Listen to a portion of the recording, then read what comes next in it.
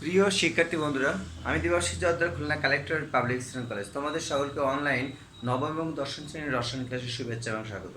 প্রিয় শিক্ষার্থী বন্ধুরা, আমরা নবম এবং দশম শ্রেণীর রসায়ন ক্লাসে আজ আমরা গত ক্লাসে সপ্তম অধ্যায় আলোচনা করতেছিলাম।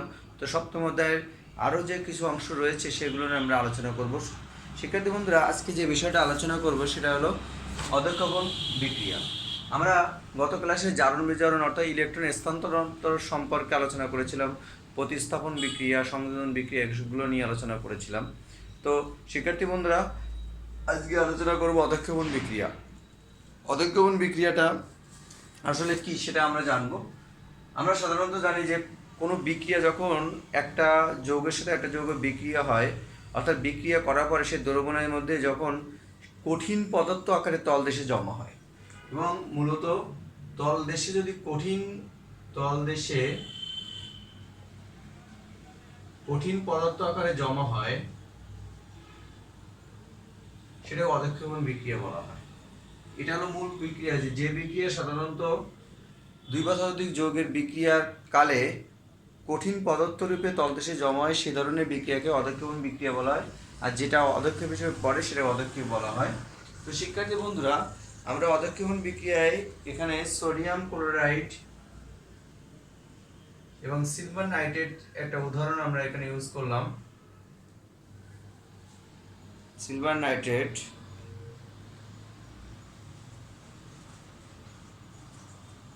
এখানে সোডিয়াম ক্লোরাইডের সাথে সোডিয়ামের সাথে নাইট্রেট যুক্ত হবে সোডিয়াম নাইট্রেট, আর সিলভারের সাথে ক্লোরিন যুক্ত হবে, অর্থাৎ এটা এভাবে হবে, অথবা AgClS সলিড লেখা থাকতে পারে। এটা খেয়াল করবে, এবং এটা কিন্তু অ্যাকুয়াস জলীয় দ্রবণে কাজ করবে। অ্যাকুয়াস এখানে এটা এইভাবে চিহ্ন থাকতে পারে, অথবা এস আকারে সলিড আকারে থাকতে পারে। তো শিক্ষার্থী বন্ধুরা, এই ধরনের বিক্রিয়াকে যখন এরকম তীর চিহ্ন থাকবে অথবা সলিড লেখা থাকবে সেটাকে অধঃক্ষেপণ বিক্রিয়া হিসেবে চিন্তা করবে। তো শিক্ষার্থী বন্ধুরা, এখানে একটা বিষয় চলে আসছে, দেখো অধঃক্ষেপণ বিক্রিয়া এই অংশটা অধঃক্ষেপ করেছে, তাহলে এই অংশটা তো কোনো অধঃক্ষেপ করে নাই, তাহলে এরা কি আসে? এটা হলো সোডিয়াম নাইট্রেট। যদি আমরা বলি তাহলে এটা কিন্তু দ্রবণে আয়নিত অবস্থা আছে, সোডিয়াম প্লাস NO3 মাইনাস। অর্থাৎ আমরা দেখেছি শিক্ষার্থী বন্ধুরা, যখন কোনো খেলা হয় তখন দর্শকরা বসে পড়ে কিন্তু দেখে খেলা।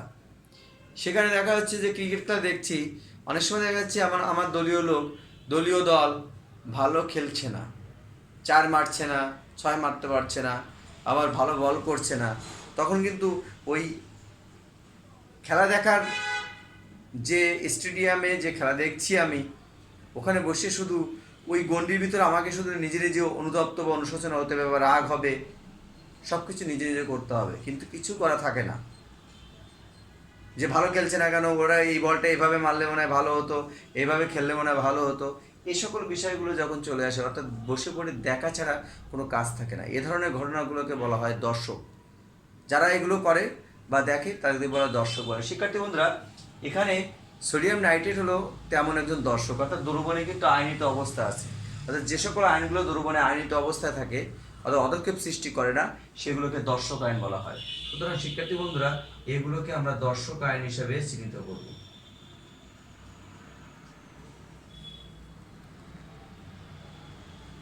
তো শিক্ষার্থী বন্ধুরা, অধঃক্ষেপণ বিক্রিয়ায় দেখো আরেকটা জিনিস হলো কি, যে আরেকটা জিনিস খেয়াল করো এখানে, যে সোডিয়াম প্লাস, সোডিয়ামের জারণ সংখ্যা +1, chlorine -1, sodium silver +1, nitrate -1, sodium plus nitrate minus silver plus -1, অর্থাৎ এখানে জারণ সংখ্যার কোনো পরিবর্তন হয়নি, জারণ সংখ্যার কোনো পরিবর্তন হয়নি। সুতরাং এটাকে বলে নন রেডক্স বিক্রিয়া। শিক্ষার্থী বন্ধুরা, নন রেডক্স বিক্রিয়া কাকে বলে? যে সকল বিক্রিয়া ইলেকট্রন সংখ্যার কোনো পরিবর্তন হয় না, অর্থাৎ ইলেকট্রন আদান প্রদান ঘটে না, সে ধরনের বিক্রিয়াকে বলা হয় নন রেডক্স বিক্রিয়া। সুতরাং অধঃক্ষেপণ বিক্রিয়া কিন্তু এক ধরনের নন রেডক্স বিক্রিয়া। তবে একটা প্রশ্ন অনেক সময় দিতে পারে যে কিছু কিছু অধঃক্ষেপণ বিক্রিয়া কিন্তু রেডক্স বিক্রিয়া দেয়।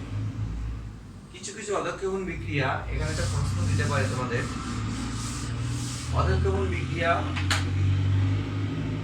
নন রেডক্স বিক্রিয়া। তবে কিছু কিছু অধঃক্ষেপণ বিক্রিয়া, কিছু কিছু অধঃক্ষেপণ বিক্রিয়া, অধঃক্ষেপণ বিক্রিয়া রেডক্স বিক্রিয়া, সেগুলো কোনগুলো সেটা আমরা আলোচনা করব। তো এই বিষয়টা আলোচনা করার আগে শিক্ষার্থী বন্ধুরা, আগে আমাকে আলোচনা করতে হবে টলেন বিকারক। এটা এই প্রশ্নটা আলোচনা করার আগে আমাদের আলোচনা করতে হবে টলেন বিকারক। টলেন বিকারক হলো কি আগে সেটা আমাদের জানতে হবে। তো শিক্ষার্থী বন্ধুরা, টলেন বিকারকের প্রস্তুত প্রণালীটা শিখে নিতে পারলে আমাদের টলেন বিকারক সম্পর্কে জানা হবে। যেমন আমরা যদি এখানে প্রস্তুত প্রণালীটা দিই টলেন বিকারকে, দেখো প্রস্তুত প্রণালী, তাহলে সিলভার নাইট্রেট প্লাস NOH, তাহলে silver hydroxide plus sodium nitrate, এটাকে আবার পরের ধাপে বিক্রি হবে। সিলভার হাইড্রোক্সাইডকে উত্তপ্ত করলে AgOH, এখানে 2 দিয়ে দাও, এটা উত্তপ্ত করলে Ag2O, সিলভার অক্সাইড উৎপন্ন হবে, প্লাস পানি প্লাস H2O, পানি উৎপন্ন হবে। আর ব্যালেন্স করার জন্য চেষ্টা করব, না পারলে করব না, কিন্তু ব্যালেন্সটা দিব। এবার সিলভার অক্সাইডকে জলীয় অ্যামোনিয়া দ্রবণ অর্থাৎ NH3H2O, জলীয় অ্যামোনিয়া দ্রবণের সাথে বিক্রিয়া করাবো। তো শিক্ষার্থী বন্ধুরা, এখানে দেখা যাচ্ছে যে আমাদের কি হবে, diammine Ag NH3 whole bracket 2 plus OH ion, এভাবে দিতে পারি আমরা। ব্যালেন্সটা আমরা করে রাখি, এখানে 2 দাও, এখানে 2 দাও, আর এখানে দেখো নাইট্রোজেন এখানে কত 4টে হচ্ছে, তাহলে এখানে 4 দাও, 4, হাইড্রোজেনের আগে কিছু হবে না। তাহলে এটা হলো ডাইঅ্যামিন সিলভার হাইড্রোক্সাইডের ক্ষারীয় দ্রবণ, অর্থাৎ এটাকে বলতে পারি ক্ষারীয় দ্রবণ, ক্ষারীয় ডাইঅ্যামিন সিলভার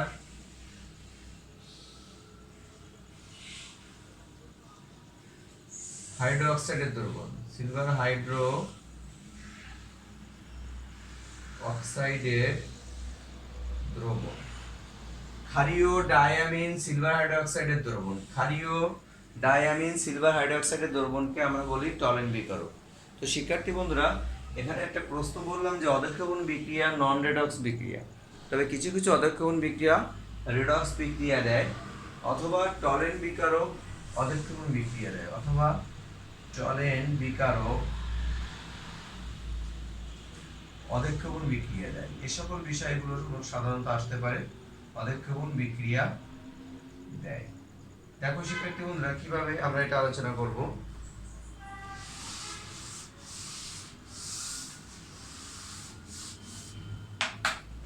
আমরা টলেন বিকারকের সংকেত হিসেবে এখানে আমরা দেখো ethanol plus AgNH3 whole bracket কত 2 প্লাস 2OH মাইনাস, এটুকু আমরা টলেন বিকারক বলতে পারি, অথবা একসাথে লিখতে পারি, অত দরকার নাই, একসাথেই লেখো। এটুকু টলেন বিকারক, ক্ষারীয় ডাইঅ্যামিন সিলভার হাইড্রোক্সাইডের দ্রবণ টলেন বিকারক। এর সাথে বিক্রিয়া করালে কি উৎপন্ন হবে, যে কয় কার্বন থাকবে সেই কয় কার্বনের লবণ উৎপন্ন হবে, CH3COO অ্যামোনিয়াম লবণ, অ্যামোনিয়াম ইথানয়েট লবণ উৎপন্ন হবে। আর সিলভার ধাতুর অধঃক্ষেপ পড়বে, এখানে সিলভার ধাতুর প্রলেপ পড়বে, আর উৎপন্ন হবে হলো পানি উৎপন্ন হবে, আর অ্যামোনিয়া গ্যাস H2O, আর পানি অ্যামোনিয়া গ্যাস উৎপন্ন হবে। শিক্ষার্থী বন্ধুরা, এটা আমাদের মনে রাখতে হবে। দেখো এখানে আমাদের সিলভারের জারণ সংখ্যা +1, কারণ আমরা জানি এখানে এটা +1 ছিল, এটা -1, এর জারণ সংখ্যা +1, অ্যামোনিয়া 0, এটা +1 আর এটা 0, অর্থাৎ জারণ সংখ্যা কিন্তু যেখানে কমে যায়, জারণ সংখ্যা যেখানে কমে যায় সেটা কি বিক্রিয়া হয়? বিজারণ বিক্রিয়া। সুতরাং এটাকে আমরা বলতে পারি কি বিজারণ অর্ধ বিক্রিয়া। আমরা গত ক্লাসে শিখেছিলাম বিজারণ অর্ধ বিক্রিয়া, তাহলে অবশ্যই এই অংশটা কি হবে? জারণ অর্ধ বিক্রিয়া হবে। শিক্ষার্থী বন্ধুরা দেখো, এই বিক্রিয়ায় অধক্ষেপ পড়েছে, সিলভার ধাতুর কি পড়েছে? অধক্ষেপ পড়েছে। এটা কি পড়েছে? অধক্ষেপ। সুতরাং এটা কিন্তু অধক্ষেপণ বিক্রিয়া। তাহলে কি বলেছিলাম? কিছু কিছু অধক্ষেপণ বিক্রিয়া সাধারণত নন রিডক্স বিক্রিয়া, কারণ ইলেকট্রনে স্থানান্তরিত হয় না। তবে কিছু কিছু অধক্ষেপণ বিক্রিয়া কিন্তু ইলেকট্রনে স্থানান্তরিত হয়, যেমন এই ইথানলের সাথে, এটা নাম হলো ইথানল। এই প্রশ্নটা অনেক ইম্পর্টেন্ট প্রশ্ন তোমাদের, এটা খুব ইম্পর্টেন্ট প্রশ্ন করবা। ইথানল টলেন বিকারের সাথে বিক্রিয়া করে যে লবণ উৎপন্ন করলো এবং সিলভার ধাতু প্রলেপেট করলো, সেই দেখো সেখানে জারণ সংখ্যা পরিবর্তন হয়েছে। সুতরাং এটাকে বলতে পারি আমরা অধক্ষেপণ বিক্রিয়া। তো শিক্ষার্থী বন্ধুরা, এ ধরনের প্রশ্ন তোমাদের আসতে পারে। তোমাদের আরও এখানে যে বিষয়গুলো আছে, যেমন আদ্য বিশ্লেষণ এবং পানি যোজন বিক্রিয়া, এটা এটা খুব ইম্পর্টেন্ট প্রশ্ন। আদ্য বিশ্লেষণ এবং পানি যোজন বিক্রিয়ার মধ্যে পার্থক্য লেখো। আমি আদ্র বিশ্লেষণ এবং পানি যোজন বিক্রিয়ার মধ্যে পার্থক্য, আদ্র বিশ্লেষণ ও পানি যোজন, এটা খুব ইম্পর্টেন্ট বিক্রিয়া। আদ্র বিশ্লেষণের ভিতরে এভাবে করবা তোমরা, এল ওয়াইজ হোল ব্র্যাকেট 3 প্লাস পানি, পানি দুটো অংশ হবে প্লাস অ্যালুমিনিয়াম ক্লোরাইডের সাথে বিক্রিয়া, এটা পানি দুটো অংশ হবে, অর্থাৎ দুটো অংশ ভাগ হয়ে অ্যালুমিনিয়াম হাইড্রোক্সাইড উৎপন্ন করবে আর H2O, অ্যালুমিনিয়াম হাইড্রোক্সাইড এবং HCl উৎপন্ন করবে। তো এখানে দেখো লবণের, এখানে পানির ধনাত্মক এবং ঋণাত্মক অংশ সৃষ্টি হয়েছে। সুতরাং যে বিক্রিয়ায় পানি ধনাত্মক এবং ঋণাত্মক অংশ সৃষ্টি হয়ে ক্ষার উৎপন্ন করে এবং অ্যাসিড উৎপন্ন করে, সেই ধরনের বিক্রিয়াকে আদ্য বিশ্লেষণ বলা হয়। আর পানি যোজন বিক্রিয়ার ক্ষেত্রে কি হয়? CaCl2 H2O, এখানে 6 অণু দেওয়া হয়, তাহলে ডাইরেক্ট CaCl2 6 অণু পানি উৎপন্ন হবে, অর্থাৎ পুরো পানিটা অংশটাই যুক্ত হয়ে ক্লাস আকারে যুক্ত হয়। সুতরাং আদ্য বিশ্লেষণ এবং পানি যোজনের মধ্যে পার্থক্য লেখো। এ ধরনের প্রশ্ন তোমাদের আসতে পারে, পার্থক্য লেখো। তো শিক্ষার্থী বন্ধুরা, আমি যে সকল বিষয়গুলো তোমাদের বলছি এগুলো পরীক্ষার সময় এসে থাকে।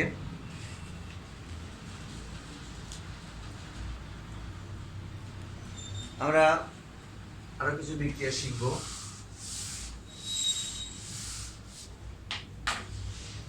সংযোজন বিক্রিয়া, সংযোজন বিক্রিয়া কি আছে দেখো। সংযোজন বিক্রিয়া কিন্তু মৌল আর যৌগ, মৌল বা যৌগ দ্বারা হতে পারে, যৌগ দ্বারা হতে পারে। যেমন NaH2Cl2, তাহলে এই Cl যৌগ উৎপন্ন করলো, অর্থাৎ মৌল মৌল দ্বারা গঠিত হয়েছে, মৌল মৌল দ্বারা। আবার এখানে দেখো চুন প্লাস কার্বন ডাই অক্সাইড, অর্থাৎ চুনা পাথর উৎপন্ন হলো, তাহলে যৌগ যৌগ দ্বারা হতে পারে। সুতরাং আবার কি হতে পারে?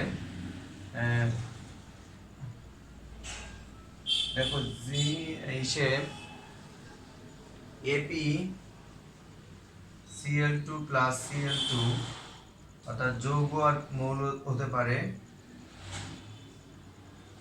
ApCl3।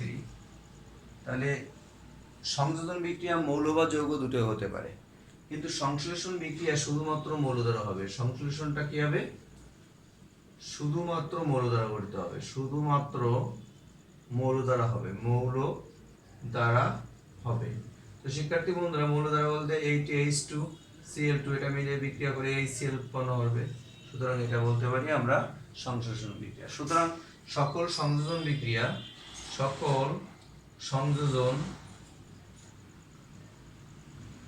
সংশ্লেষণ নয়, কিন্তু সকল সংশ্লেষণ সংযোজন।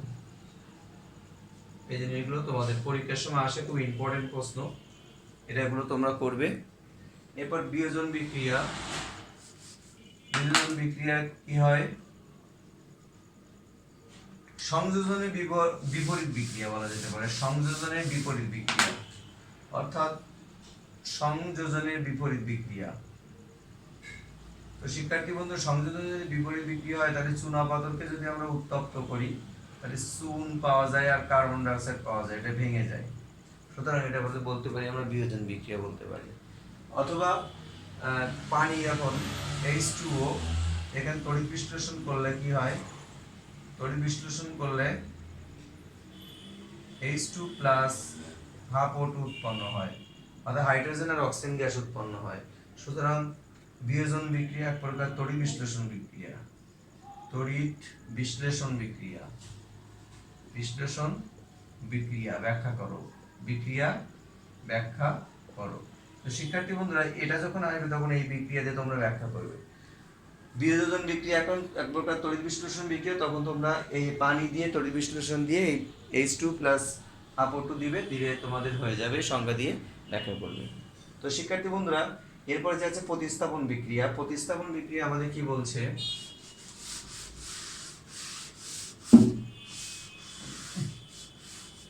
প্রতিস্থাপন বিক্রিয়ায়